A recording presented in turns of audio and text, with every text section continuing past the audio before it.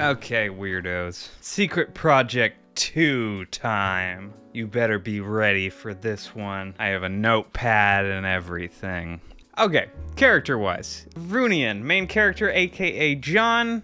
Overall, I did really like him, but I thought his character, it reminded me of like a sort of less competent Takeshi Kovacs from Altered Carbon, if you're familiar with that property. Mostly because of the mob ties, but also just general demeanor, honestly. I really liked Cephawin. Cephawin was a very fun character. Her arc was probably the most compelling of all the main characters. All the mobsters were a lot of fun. Brian, who was hunting the mobsters, I was expecting someone that was less of a butthole, but you know, you get what you get. I think really the most telling part of Brian's character, as well as a lot of the people that are from the, real world, was just how much they were treating these people in a different dimension, like they weren't actual people or their lives mattered less.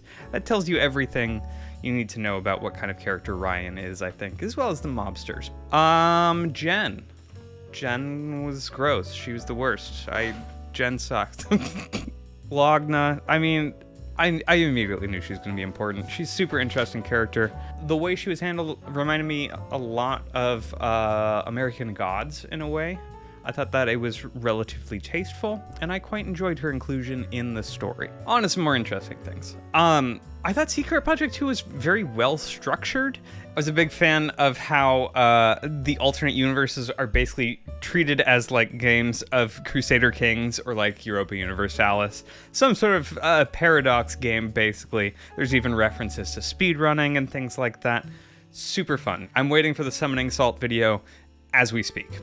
I gotta say, overall, the most fun parts of this book were when the main characters are interacting with people from this alternate universe. Anytime any of the other characters from the main universe come in, I'm talking Ulrich, Ryan, etc., etc., it's just a little bit less enjoyable. I wish we could have focused a little bit more on this one specific offshoot.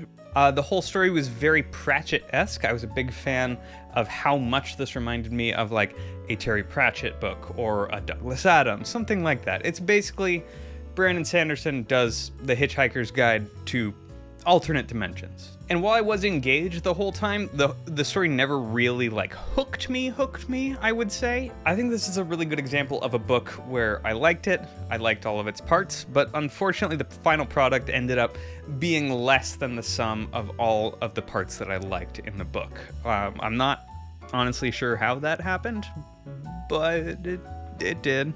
I very much enjoyed the FAQ portion of the story. I thought it was a lot of fun.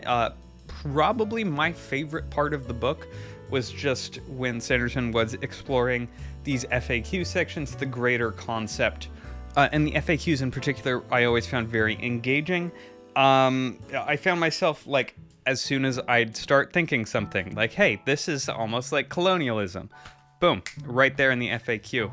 It was honestly uncanny in a way, but it worked out super well. So what I have to emphasize again here is that I unfortunately think that this book was less than the sum of its parts. For whatever reason, they just never quite gelled for me, even though I was engaged with the story. I'm gonna go ahead and give this a 6 out of 10 for story. I'm gonna go ahead and get a 9 out of 10 for structure, real solid structure. 9 out of 10 for its concept, again, real solid concept. But for some reason, those could just never coalesce into a really solid product.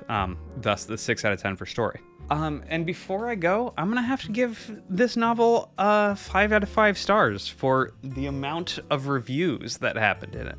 All of the reviews were fantastic. I want to just read a travelogue with just this dude's reviews. They're great. Keep reviewing things, bud. Okay. Bye.